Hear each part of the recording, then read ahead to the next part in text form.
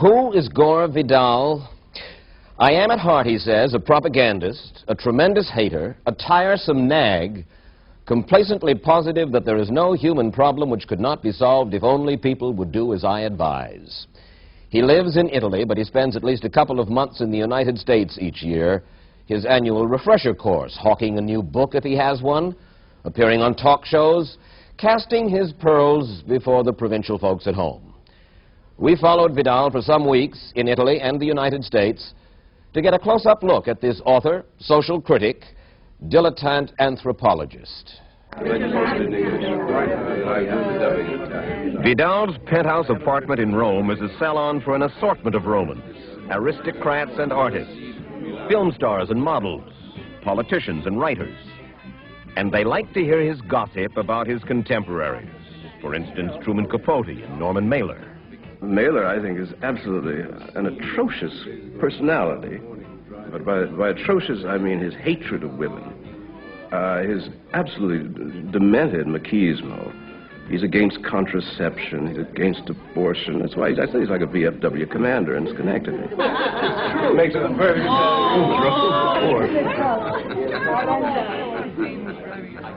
I said, Truman Capote has spent most of his life trying to get into a world with some success that I have spent most of my life trying with some success to get out of.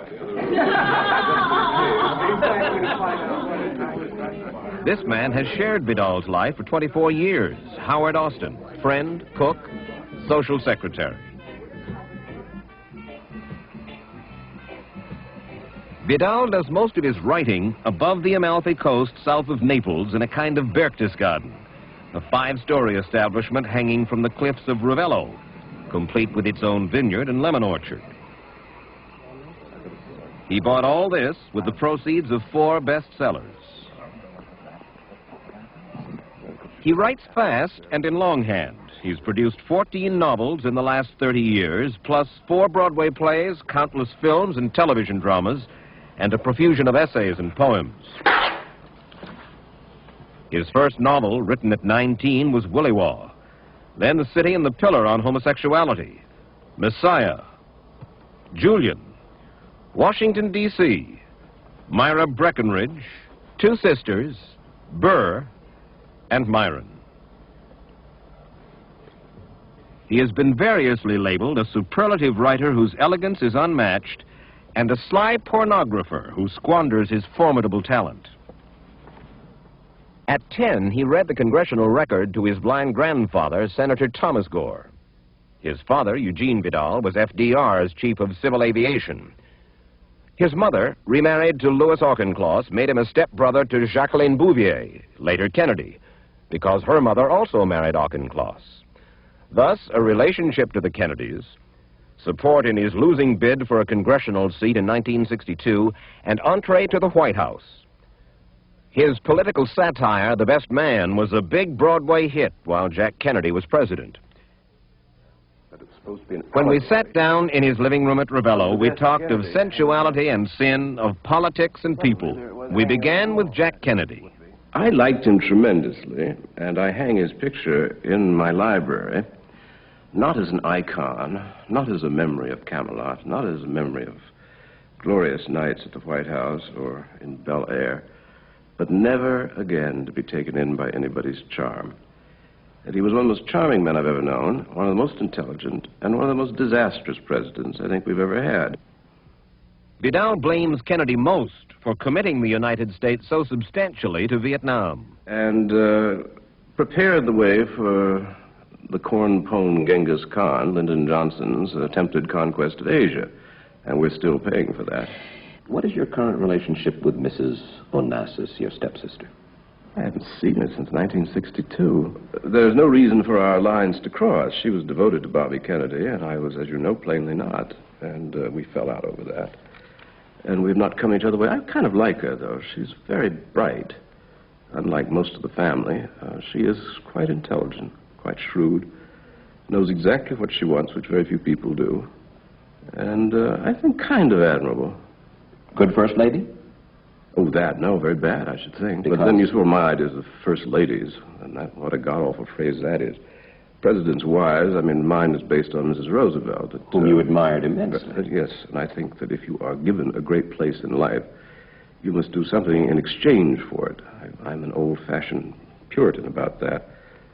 And she had no interest in anything but herself. Mrs. Kennedy. Yeah, which is all right. I mean, that's her character.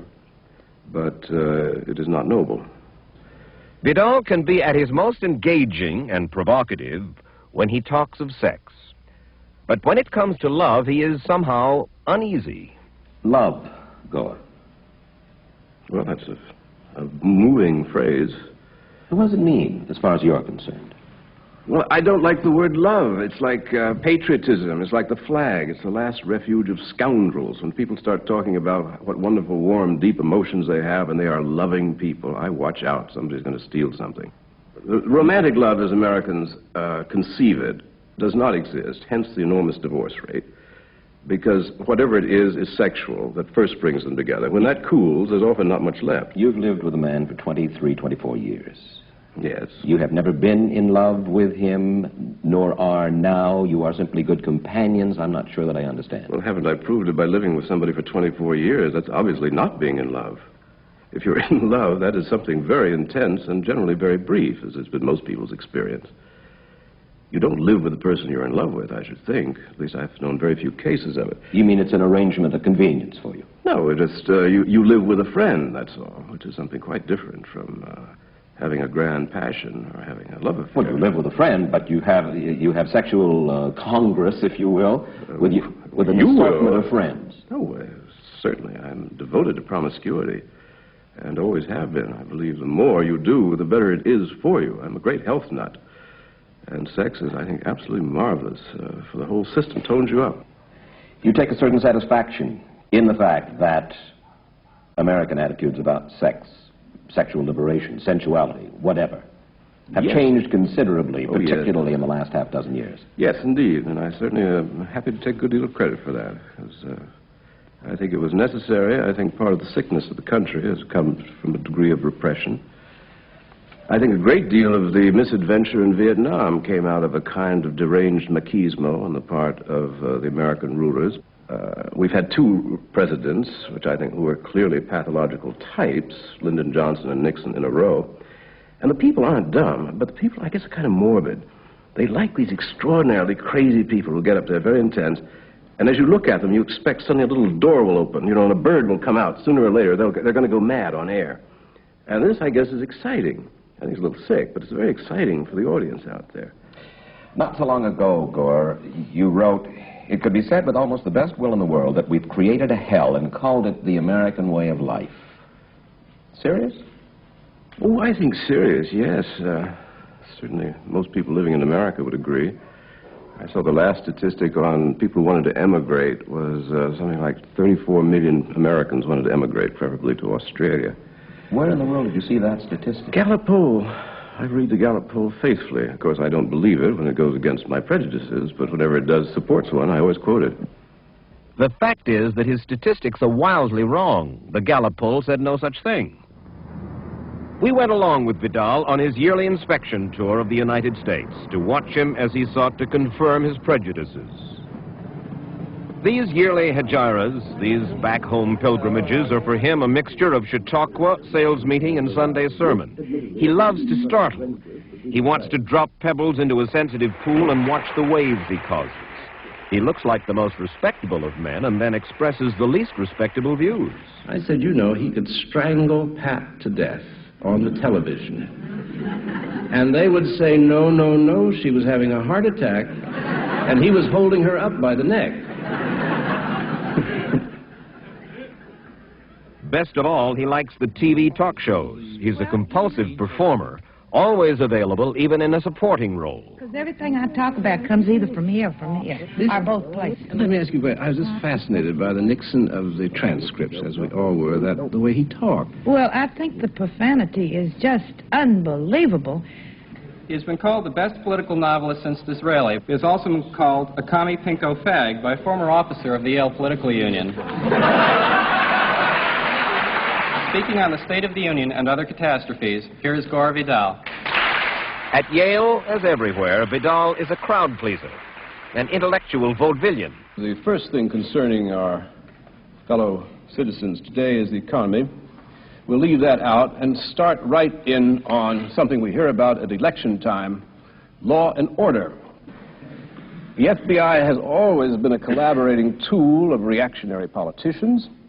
The Bureau has also had a nasty talent for amusing presidents with lurid dossiers on the sex lives of their rivals. I remember Jack Kennedy once showing me a little report on his vice president, Lyndon Johnson, on his private life in peccadillos, and Jack said, "You know, Lyndon's very active." That was a case where the information put the vice president in good standing.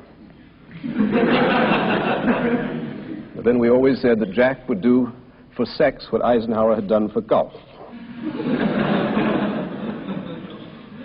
Now some modest proposals for the future of the American empire. At the moment, things are not going very well. Can you hear in back? I was told this thing didn't work. No? More projection? At the turn of the century. Can you hear that? I say 1/3 of a nation.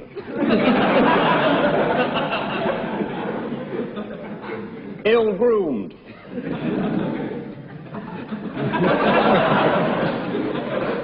We will do no more Roosevelt imitations for those of you too young to remember. I'm one of the few people who used to be able to do Eisenhower. In a true democracy, there is no place for a serious difference of opinion on great issues.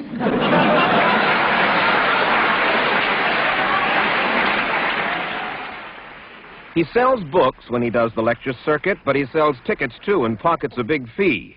And he likes the feedback that he gets, the questions from the audience. You reminded me of a woman I once had at a meeting who got up and said, in the Salinas Valley, "Mr. Vidal, as an ordinary housewife, what can I do to fight communism?" is my first question. And secondly, Mr. Vidal, what is communism?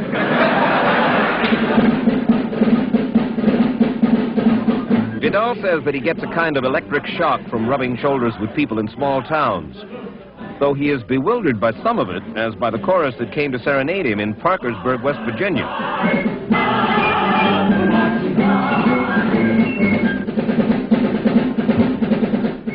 His tour began on the East Coast and went on for a month of one-night stands.